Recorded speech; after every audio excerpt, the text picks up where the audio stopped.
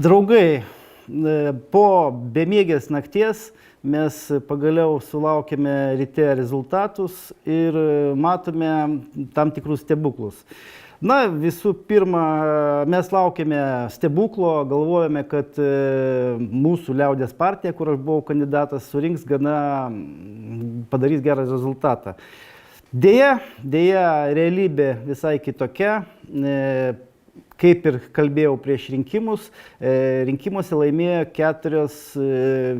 rinkimuose išplovė, pasiskirstė balsai, poziciniai balsai per 4 nesisteminės, sakykime, pavadinkim tai nesisteminės partijas, nors jos kai kurios iš jų yra sisteminės. Tai pirmiausia, buvo Liaudies partija, kurioje aš buvau kaip kandidatas ir mes daugiausiai dėjom vilčių į ją, nes Eduardas Vaitkus, sąrašo lyderis, turėjo tokią, sakykime, teisingiausią poziciją. Jisai pasisakė už draugystę su Rusijos federacija, su Baltarusijos Respublika. Jis pasisakė prieš NATO ir sakė atvirai, kad NATO yra grėsmė Lietuvai. Ir siūlė būti pro-lietuviškais, ne pro-rusiškais, ne pro-amerikoniškais, būti pro-lietuviškais ir atstovauti Lietuvos interesus. Deja, Eduardas Vaitkus surinko 2,64% ir nepraėjo į antrą turą. Antra jėga buvo Taikos koalicija, kurios sąrašo lyderis buvo Viktoras Uspaskichas. Ir jis irgi, tikrai aš maniau, bent jau asmeniškai, ir tikrai manau daug kas manė, kad jisai tikrai padarys geresnį rezultatą. Ta prasme, ta koalicija, Taikos koalicija, nes ten buvo daug žinomų žmonių, tame tarpe Viktoras Uspaskichas, Puidokas, Mindaugas Puidokas, generolas Tutkus ir advokatas žinomas Pavlovičius ir eilė kitų žmonių. Žodžiu, gavosi taip, kad jie surinko tik tai 2,20%. Tai tikrai gana, toks labai prastas rezultatas. Kaip bebūtų sunku, reiktų pripažinti, jog Remigijus Žemaitaitis visgi padarė rimtą darbą, namų darbus atliko labai gerai ir jisai surinko 14,99% rinkimuose. Tai gavo Seime 14 mandatų. Iš tikrųjų, tai tikrai įspūdingas rezultatas. Kaip jis pasakė jo žodžiais, jisai važiavo Lietuvą 3 kartus, bendravo asmeniškai pats su rinkėjais, spaudė jiems ranką ir tai davė savo vaisius. Netgi prieš rinkimų išvakarėse buvo toks atvejis, kada man paskambino vienas žmogus ir sakė, jog balsuos už Remigijų Žemaitaitį.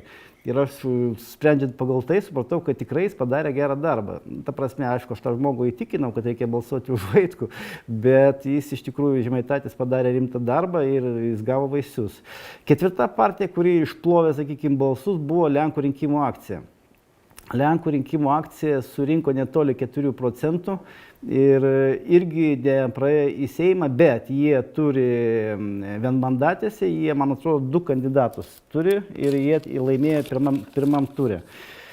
Tai dabar, kas liečia dar rinkimų, čia antras dalykas, kurį aš sutikčiau su profesoriumi Mieževičium, kuris yra Pabaltijo asociacijos tyrimų instituto vadovas, kuris sakė, kad rinkimai yra reguliuojami iš JAV ambasados Lietuvoje.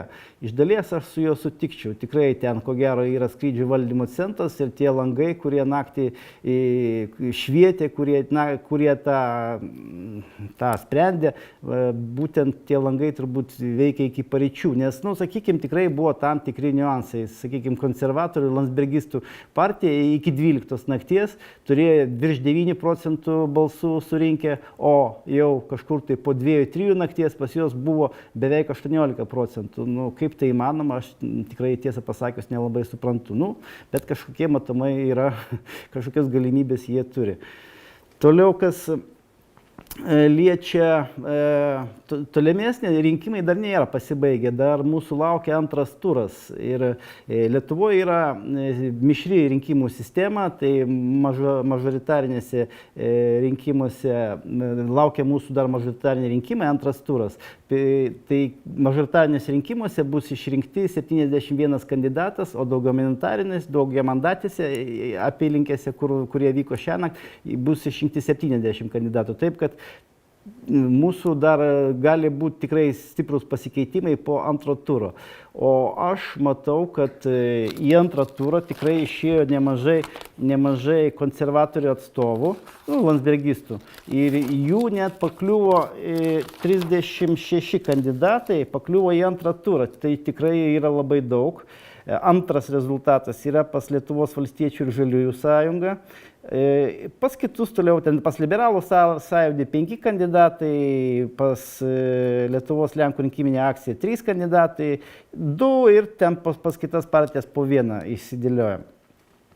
Taip kad po antro turo aš įtariu, kad konservatoriai gali išsiveržti į pirmą vietą.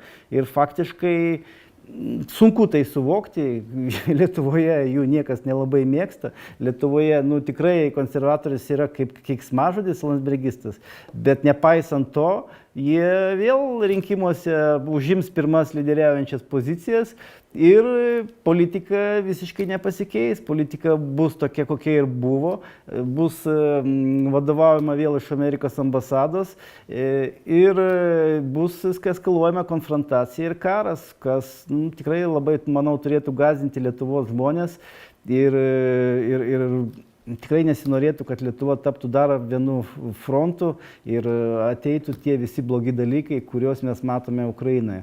Taip, kad draugai, nežinau, tikėkime, jog pas mus nieko to blogo nebus, karas neateis, tai labai norėtųsi į tai tikėti, bet to neatmeskime, tą turėkime pastoviai omeny. Ir ko gero, palinkėkime Eduardui Vaitkui pasiruošti sekantiems rinkimams daug rimčiau, bent jau, sakykime taip, kaip tai darė Remigijus Žemaitaitis, ir suburti savo bendraminčius, apvažiuoti visą Lietuvą ne 3 kartus, o 5 kartus ir tęsti tą veiklą, tą, ką jis darė iki šiol. Tai ačiū už dėmesį.